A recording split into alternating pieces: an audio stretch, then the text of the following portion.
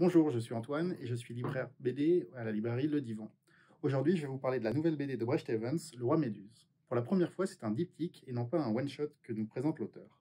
Comme d'habitude, ce sont des dessins qui sont très inhabituels à ce qu'on a l'habitude de voir. Ils mélangent beaucoup de genres, beaucoup de façons de procéder aussi pour le dessin, que ce soit l'acrylique, la peinture à la gouache, l'aquarelle, le crayon gras, et même dans les impressions, il fait aussi bien de l'impression classique que de la risographie.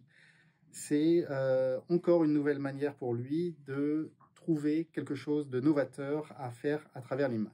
On suit l'histoire d'un homme qui est conspirationniste, qui ne fait absolument pas attention à son fils, qui cherche par tous les moyens à attirer son attention. Un jour, le jeune garçon fait un petit dessin qu'il va montrer à son père, et là, il se réveille. Il voit dans ses dessins tout ce qui peut permettre de nourrir son esprit conspirationniste. Il va voir dans ces images des choses que le jeune garçon n'avait absolument jamais pensé à faire, et voyant que ça intéresse son père, il va continuer à faire ce genre de dessin pour lui plaire. Cet esprit est assez particulier parce qu'on ne sait jamais de quel côté se pencher. On ne sait pas si le père a raison d'être conspirationniste ou pas.